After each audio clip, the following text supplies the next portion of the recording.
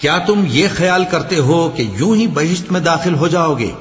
اور ابھی تم کو پہلے لوگوں کی سی مشکلیں تو پیش آئی ہی نہیں.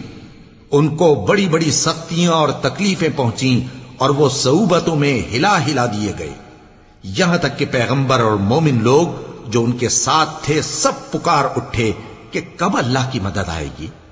دیکھو اللہ کی مدد ان قریب آیا چاہتی ہے.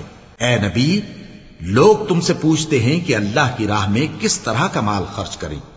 کہہ دو کہ جو چاہو خرچ کرو، لیکن جو مال خرچ کرنا چاہو وہ درجہ بدرجہ اہل استحقاق یعنی ماں باپ کو اور قریب کے رشتہ داروں کو اور یتیموں کو اور محتاجوں کو اور مسافروں کو سب کو دو، اور جو بھلائی تم کرو گے اللہ اس کو جانتا ہے.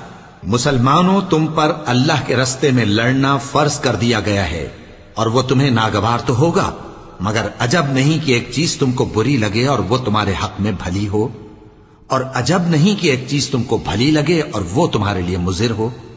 اور ان باتوں کو اللہ ہی بہتر جانتا ہے اور تم نہیں.